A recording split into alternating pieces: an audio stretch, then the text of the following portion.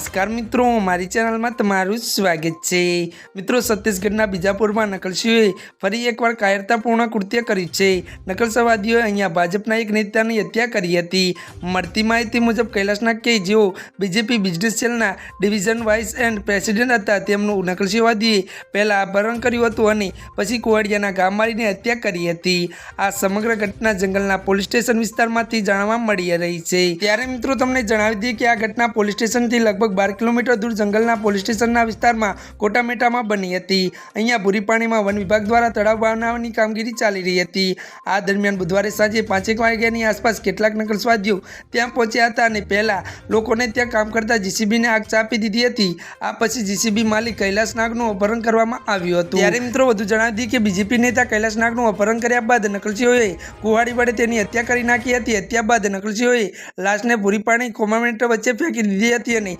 ત્યાંથી ભાગી ગયા હતા। કહેવામાં આવી રહ્યું છે કે કૈલાશ નાગ લગભગ 40 વર્ષના હતા અને કોન્ટ્રાક્ટ કામ કરતો હતો। ભાજપના નેતાની હત્યા બાદ વિસ્તારના લોકોમાં ભયનો માહોલ છે અને હાલ પોલીસ આ મામલે તપાસ કરી છે, તેમજ આ વિસ્તારમાં પેટ્રોલિંગ પણ ચાલુ છે। તો મિત્રો આજના માટે આટલું જ। અમારી ચેનલમાં નવા હોય તો અમારી ચેનલને મિત્રો લાઇક, શેર અને સબસ્ક્રાઇબ કરી દેજો। ધન્યવાદ।